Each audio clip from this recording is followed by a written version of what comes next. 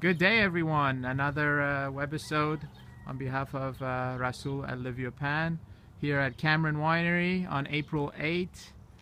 Gorgeous day, 22 degrees Celsius. I don't know what the weird Americans call it. I don't know, 65 degrees or so. We are at the Clos Electrique, the Pinot block, and the Nebbiolo block. The chickens are running around. Guido, the cat, is hunting some gophers. There you go. Hey Guido, just in time. And we are here with the employee of the month every month, president of everything as he calls himself, Tom. That's correct. Because Jean-Paul is too cool for school to be here right now. Too cool to come farm. And Tom is going to give us a little bit of 101 on the sub-appellations within Willamette, maybe the past couple of vintages, and some, rambling on, I guess. Yeah. So, I mean, we're sitting in the Dundee Hills, which is pretty famous for the deep Jori soils, volcanic soils that sit on top of the basalt bedrock, and they tend to have wines that are softer in tannin, that you tend to see more pie cherry, as well as sometimes almost like a maple element to them.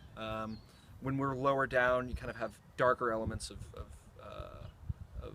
some meat and musk elements. At the higher elevations, more herbs of Provence. At the Chehalem Mountains is an interesting appellation because it spans so many different microclimates that it's hard to talk about a cohesion there. You have some areas kind of by where Jake Christopher is and where the Jacob Hart Vineyard was, that is some of the earliest ripening fruit in the entire valley. But then you have people up at elevation like J.K. Carrier that are much more elegant. And then all the way over to stuff that is on more sedimentary soils, that right by Ribbon Ridge. And so those are going to have more to do with the Ribbon Ridge appellation, which is pretty small. Ribbon Ridge, because of the sedimentary soils, tend to be more tannic, more structured, tend to be long-lived wines that are hard in youth, but can really, hey buddy, really reward you in the long run. McMinnville is, I think, more of a political appellation than a one that makes a lot of sense. So it just kind of, I think, stands in for Willamette Valley. What about up in Yamhill area? And Yamhill Carlton? Yeah, so those, they tend to be a bit weightier wines. You see a lot more Willackenzie soils there. And because of that, you can have some higher tannins. It is more sedimentary than somewhere like here, but more dark fruit elements out of it. The fruit profile is darker, certainly. Yeah. And then leading you to Amity, the Eola Amity, which is just massive. So, what would I say about Eola Amity?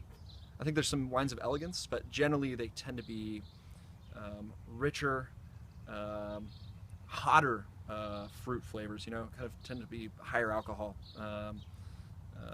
Well, for sure, I had an Evesham Wood 2011. I think it was clicking in close to 14 almost. Yeah.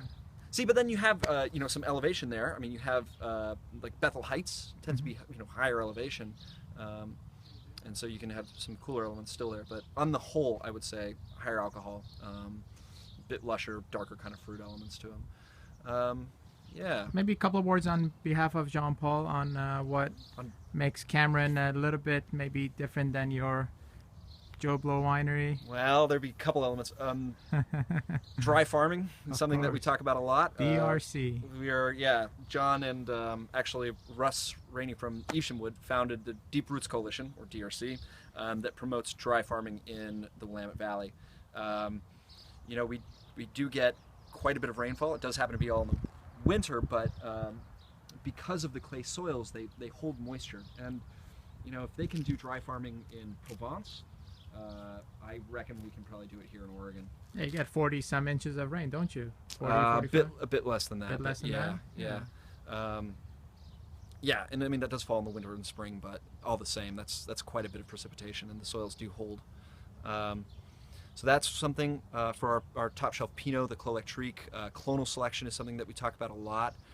We don't really use Dijon clones for almost any of our wines. The Clos Lectrique is a planting of 10 different clones of Pinot Noir that we all harvest at the same time and co-ferment, and they do ripen at slightly various times, but the sum of the parts is, the whole is greater than the sum of its parts, in the sense that some that are slightly less ripe and some that are slightly more ripe provide low tones and high tones. And Tom, if I may, usually the attention span of people these days is no more than 5 minutes. So I'll cut you there. And how about we do a part 2 of a little bit of conversation in the cellar, the élevage, and your very interesting philosophy over oak and oak types and barrels. I like it. So everyone stay tuned for part 2.